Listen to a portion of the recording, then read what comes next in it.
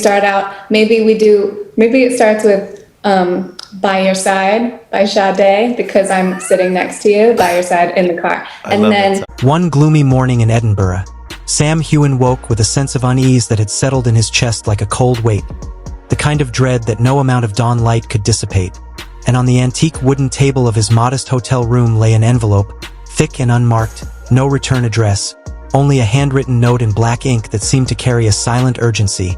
And when he opened it, he found a series of photographs, not blurred, not digitally altered, yet heavy with a significance that no words could capture. In each frame, Caitriona Balfe appeared, his co-star, his confidant, the person who had for years understood him more than anyone else in the world. Yet she was not with him, not with the man who had quietly shared in the joys and pressures of the set, the late nights of rehearsal, the shared laughter over Scotch whiskey, the long walks discussing scripts, media interviews, and the subtle art of navigating fame. She was with a stranger, hand in his, eyes alight with joy, a smile unreserved, and at the bottom of the final photograph, in the same careful black ink, were the words, "She never told you the truth, Sam." And Sam's heart clenched, a decade of shared history, of connection both professional and personal, now reframed in the harsh light of revelation. And he remembered the first time they had met at the casting for Outlander, how immediately the chemistry had been palpable, the way they had been cast as Claire and Jamie with an almost uncanny synchronicity, and how, over the years, their on-screen intimacy had been mirrored by a quiet, unspoken bond off-screen, evenings spent in discussion over lines, defending each other against press scrutiny. The subtle glances that lingered just a second too long, the empathy that required no words, a closeness that everyone on set could see yet which they had never publicly admitted, and in private, Sam had believed that when the final season ended, when the cameras stopped rolling, they would leave the SPO, together, start a new chapter for real, a life outside the glare of paparazzi and fan speculation. But that fragile hope shattered overnight with the arrival of the anonymous envelope, the jarring images, and the note that suggested a past kept hidden with care and fear. In the hours that followed, Sam tried to process the storm of emotions, calling Caitriona without preamble, his voice steady but tense. "Cat, is there something you want to tell me?" And on the other end came silence, the kind of silence that spoke volumes, followed by a long, reluctant sigh, and then her voice, soft but edged with sorrow. "Sam, I don't want you to know that way." And though she said no more, the unspoken confirmation struck like lightning. Everything he had believed about their connection had been incomplete, and the truth of her past, of a love she had once chosen to keep hidden, now demanded recognition. And when he pressed further, asking, "So, it's all true. Who is it?" She responded, barely above a whisper, that it was a part of her life she had kept separate, that she wanted it to remain so, for the sake of their friendship, and the word friendship echoed in his mind with a bitter resonance, because after years of intimacy, of shared triumphs and failures, he had believed the bond they shared was something enduring, something permanent, nameless but tangible, and yet now, the foundation of that belief had been irrevocably shaken, leaving him with the inescapable conclusion. It was over between them. That night, alone with the dim glow of his desk lamp and the faint murmur of Edinburgh streets below, Sam began to write a letter, the first, and he knew, the last, addressed directly to Caitriona. No flourishes, no poetry, just the blunt truth of his heart. "Cat, I thought there was something between us that was permanent, nameless, but always there. I don't blame you for loving someone else, but I can't forgive you for not trusting me enough to tell me. I am not an audience for your truth is always the foundation. Everything between us from today is over." As he signed the letter, placing it in an envelope and sealing it, he felt the weight of closure, a mixture of grief and relief, understanding that honesty, even in its cruelty, was a currency he could not compromise. And yet, the ripple of this personal revelation was far from contained, because in the age of social media, nothing stayed private for long. Within hours, an anonymous blogger published an image of the handwritten note, captioned, "When a heart breaks in silence, sometimes it resonates louder than any scandal." And the online community erupted, speculating endlessly about the identities involved, interpreting every word, every subtle nuance, and as fans dissected the situation, the story grew in layers, mingling the real and the imagined, blurring the line between celebrity, character, and human vulnerability. And Sam, watching the digital frenzy from a quiet apartment overlooking the city, felt both exposed and strangely liberated, because at last, the truth, or the closest thing he could claim to it, had been articulated, and yet, he also felt the sting of betrayal of years of assumptions upended, and the bitter knowledge that his perception of their relationship had been incomplete. And in that space of emotional turbulence, he reflected on the complexity of love, trust, and the sacrifices demanded by fame, understanding that Caitriona's choices, shaped by past trauma, secrecy, and the pressures of Hollywood, had been her own, and that while it pained him to accept, it was also a testament to her resilience, to the ways in which individuals navigate power, desire, and survival in an unforgiving industry. The days that followed were a cascade of reactions.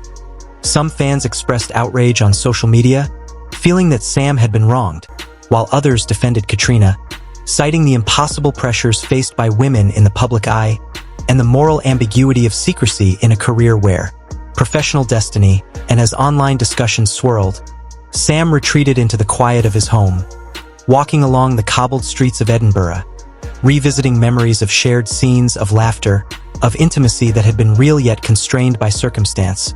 And he realized that while the public would always seek to sensationalize, he had the power to define his own response, to honor both the past and his own emotional truth. And in private moments, he reflected on how fragile human connections can be, how the interplay of love, loyalty, and ambition can bind and betray simultaneously. And he began to understand that this chapter, painful as it was, could also serve as a foundation for clarity, for moving forward, for embracing relationships that were transparent and reciprocal.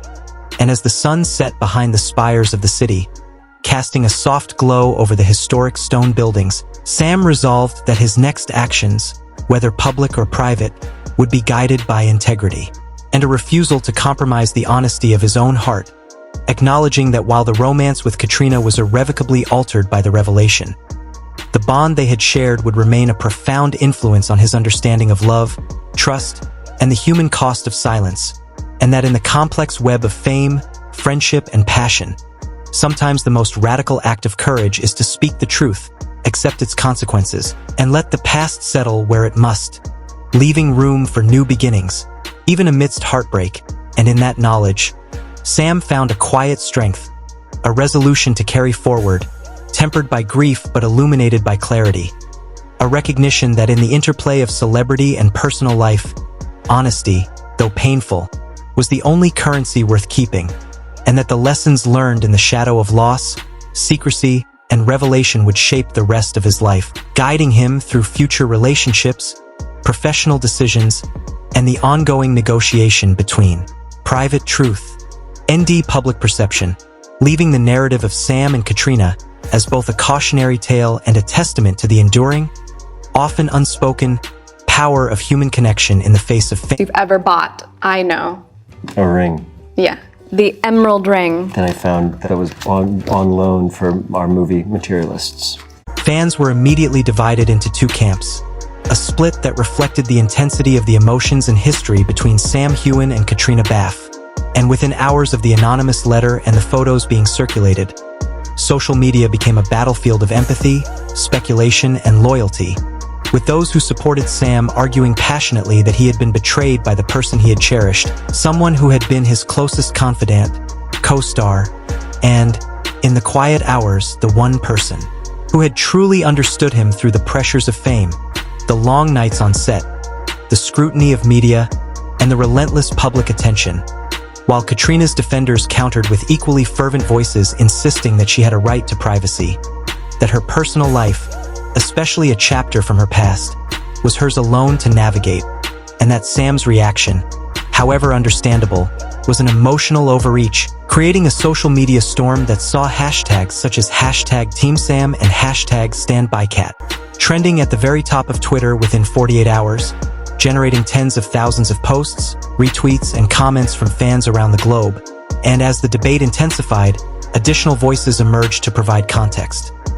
A former assistant on the Outlander set, speaking hypothetically yet convincingly, recounted an instance after the final scene of season 5, when Sam had allegedly been seen shedding tears not because of the exhaustion from filming, not because of the emotional weight of the story, but because of a look that Caitriona had given someone else, even though Sam had been standing right next to her. A detail that, if true, suggested the depth of his quiet, unspoken feelings and the intensity of the connection that had existed between them, while the show's main cameraman, in another revealing but fictionalized account, described a moment when the cameras were still rolling even after the director had called cut. And Sam, leaning close to Caitriona, had whispered, "If you look back at me once, I will wait." A plea suspended in the intimate silence of the set. Yet she had not looked, leaving the longing unfulfilled, a silent tension that the crew sensed but never acknowledged aloud. Time passed and the pair continued to work, bound by professionalism and the obligations of promoting the new season of Outlander, performing love scenes with the precision required of actors who understood the difference between on-screen intimacy and off-screen reality. Yet anyone watching closely could perceive a subtle shift in their dynamic. The warmth in their eyes had changed, replaced by a cautious distance, a quiet restraint, a new layer of melancholy that only the most attentive fans could detect. And astute followers noted that Sam no longer tagged Caitriona in behind-the-scenes posts on social media. That Caitriona, once outspoken in referring to Sam as her soulmate during interviews or casual set interactions, had stopped using such language. That group photos from promotional events and cast gatherings now showed a visible spatial gap between them, the once effortless closeness replaced by polite distance. And the letter, the catalyst of this emotional upheaval, remained unacknowledged publicly. No confirmation, no denial. A silence that spoke volumes and cast a shadow over the final season's promotional cycle. As the tension quietly simmered, the story culminated in a high-profile awards ceremony in London, where both Sam and Caitriona were nominated for their performances, and the atmosphere in the grand auditorium was charged with anticipation. The glittering crowd unaware of the private storms raging behind the poised smiles and elegant attire. And when Caitriona's name was announced as the winner, the applause that erupted was thunderous. Yet her gaze, sweeping the audience, carried a subtle, almost imperceptible note of poignancy. Assam, seated nearby, joined in the clapping. Yet his eyes no longer held the same joy they had once radiated, lingering behind his measured expression. And as Caitriona ascended the stage to accept her golden statuette, she addressed the audience with grace and composure, saying, "I would like to thank my co-star who gave me the freedom to express everything. No matter the circumstances, I will always cherish that time." A statement that, while publicly directed at her professional collaborators, was understood by all who knew their story to be a quiet homage to Sam. A subtle acknowledgement of the unspoken bond that had existed, the depth of trust, and the sacrifices inherent in their intertwined careers. And in that moment, the world recognized that an era had ended, a chapter closed with dignity and restrained emotion. After the ceremony, Sam made the decision to step back officially from major projects for a period of 1 year, publicly citing the need to live outside of his role, outside of the entanglement of unclear relationships, to rediscover himself, to recalibrate his priorities. And fans, though heartbroken by the withdrawal of their beloved actor, largely understood the necessity of his retreat, the human need for space, reflection, and the pursuit of personal peace, while Caitriona, adhering to her characteristic reticence, withdrew from public engagement almost entirely, not posting on social media for 2 full months. And when she eventually returned, it was with a solitary photograph of a sunset on a beach, the orange and violet hues reflecting a contemplative silence, captioned simply, "There are things that don't need to be said, but still hurt like a knife." A message loaded with emotion yet restrained, a poetic testament to the weight of private grief and unspoken truths. During this period, the fans' fascination and devotion did not wane. If anything, it intensified, creating an intricate web of speculation, empathy, and analysis online, with fan theories proliferating across forums, discussion threads, and dedicated social media groups, many dissecting the "and her family should be honored," and that Sam's own heartbreak, though genuine and public, did not entitle anyone to intrude further into her personal space. Journalists, bloggers, and entertainment commentators picked up on the story, weaving the known facts with contextual insights from decades of celebrity reporting, noting the extreme pressures faced by actors in long-running series, the intense scrutiny of romantic speculation between co-stars, and the psychological toll of maintaining a public persona while suppressing private anguish, with former colleagues occasionally hinting at the emotional bonds formed on set, subtle behaviors that hinted at long-standing affection tempered by duty and ambition,